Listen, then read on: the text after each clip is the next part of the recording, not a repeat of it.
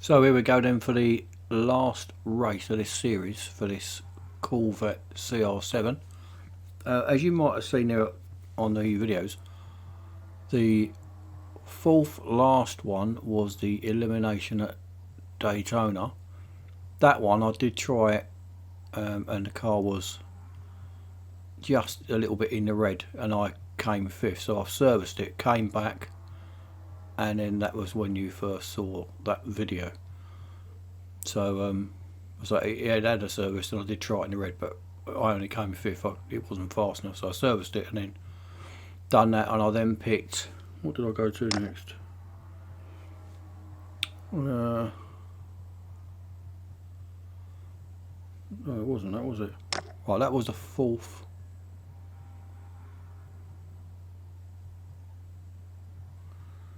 Where's that one gone? Oh, it was that one here. Right, so that elimination there on the left, that was the one I tried. It came fifth. Obviously that wasn't fast enough in the red, so serviced it, came back, done that one. Then I went to here and I did the drag race because I wasn't sure if the PR was going to be enough for the drag race. Sometimes they're not, but that was fine. Then obviously the endurance at Richmond was really easy, which just leaves this, the Hockenheim night, and the PR is 86.4, which is exactly what I've got in the upgrades. I'll put in a description how much the upgrades cost me, because I've not recorded all of this because it's such a long series, it's ridiculous. But as you can see there, the last couple of upgrades, these are when the real big gold ones kick in on all of them, which so I haven't done them. So it's 180 gold for that. There'll probably be racing dollars after that, which I could do, but I don't want to spend the 180 gold on it. That's 170, so you could spend another 350. I've already done that. That one, so that's 505. 550. 665. So you're looking at shy under 700 gold to completely upgrade that. I mean, it's just astronomical. How much they're charging for these is just stupid. I think I've spent about 270 roughly, somewhere around there. Definitely it's between 250 and 300, I'm pretty sure, somewhere around there, but I'll get most of that back for the race teams and completing events and stuff. This series that this is in the one with the 911 RSR. Thing is, they might well add these to different series later on, but for now it's in with this little one, and that cost an absolute arm and a leg. Oh, I've got a little bit of a delay on the screen again. These special events, when they're on, they seem to load up really quick, but the normal part of the game seems to take ages. And I can't even go off of that now because it will just hang. Anyway, all I was going to say on here was I've still got one tab to open on this, and to complete the whole series of this is only 21 gold, so you're not going to be getting much out of it on that side of the open then. On that side of it anyway, as you can see here. All these ones where it says new, all the these ones here say new are all the Corvette ones, which I'm obviously going to have to do. This last tab, I still haven't opened that. But the last one on there, so that's PR 89. You can have either car for that. That's 88.5, and obviously this one is not there, so I'm not going to be able to complete that series anyway. Now to get the 21 gold will be 21 gold for 75%. I'm only at 64, so I'm guessing you're probably going to upgrade one of these cars. If not fully, then one off of full. So it's it's yet another series that just costs you an absolute fortune to complete. Right, so on to here. Let's finish this thing off. If I can find it, that is. I can't remember where it was. Right, so we've got nighttime, Hockenheim, and I'm right on the limit, which is what it's got to be. So I'll give this a go. I'm not going to use any of the managers. 7 laps won't be any good for me for the Fame manager, and that's earlier. Racing dollars, I could hire him because I never ever use him, just to see what it's worth. Auto engineer, I'm not gonna hire. I'll service it, ready for the team thing tomorrow. So 7 laps. I'll turn the microphone off. I'll just do 7 laps and I'll talk near the end of it.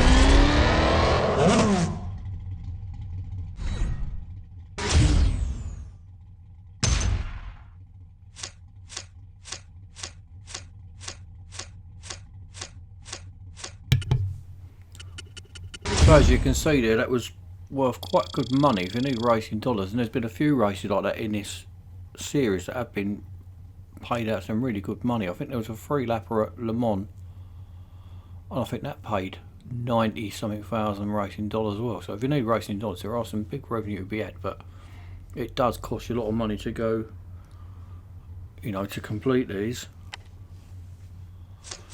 Fault about the car, it's another brilliant car. It certainly is a fantastic car, there's no two ways about it. It's really grippy, it's really fast, but all cars seem to be really grippy and really fast now. These are obviously, just to recap, the upgrades that I put on it, which you do need 86.4, which is exactly what I've got, and this is how I got to 86.4. So there is still another, whatever it was, hundreds and hundreds, 700 gold or something more to fully upgrade that. I know I only went through that about 5 minutes ago, but I can't remember. Certain things my memory's just absolutely useless on. Obviously now we're going to get the car for that. Now this started at 1 AM and it's now nearly 11 o'clock at night. Obviously I didn't race hardly anything last night, but I watched loads of adverts today. Right, so you also get 30 gold as well, which is quite handy. And 1,000 racing dollars. What is the point of that? There is no point giving you 1,000 racing dollars for anything. I don't know, don't get that at all. It's like buying a £1 million car and I go, there you are, sir, there's a bag of crisps. Right, so all gold helps. Now I started at just over 1,000 gold, so that has cost me about 230 gold all told, but I will definitely recoup some of that with the race teams and complete 75% of that other series, probably, maybe anyway. So all in all, it's probably going to cost, you know, even if you don't get anything out of race teams, you're not into race teams, it's cost 250 gold, somewhere around there. Is it worth it? Of course it's worth it. It is a fabulous car. It is. I personally don't like the hood view, but it's really far. It feels very much like, well, they all seem to be pretty much the same to me these days. That Porsche 911 RSR is brilliant. This feels as though it's faster top speed than that, but it feels just as grippy. It feels a cross between the RSR 2016 for grip wise, but the speed of an Aston GTE. It probably isn't like that on the specs, but that's what it feels like driving. So it's definitely one of the best cars they've ever put out. But you know, I seem to say that about like the YSAC package. That was a brilliant car. Lots of cars are brilliant. It is really well balanced. It's far better than a car, say like the Regera or that Venom. They're just ridiculously fast, but you can't control them. This car, you can, you know, I did skid a little bit admittedly, but you can virtually drive that as fast as you like, wherever you like, and it's, you know, it's actually quite difficult to skid even with no assists on. There's an 11 or 12 lap race at Melbourne in this, and that was a real pleasure doing that. There's also a 5 lapper at Mount Panorama, another good one. So it is a brilliant car.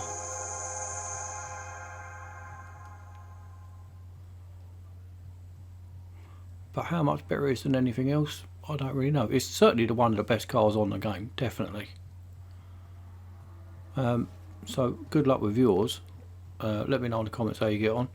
This has been a really long video, but I did just one race on the previous one on the RSR 2016, but people said I had trouble with the elimination or whatever, so I thought I'd just cover the last 4 and just chuck them all on in one. I might split the video, I don't know yet. I might split it into a couple of parts maybe, because it is a bit long. Anyway, good luck with yours. See you on another one soon. Cheers.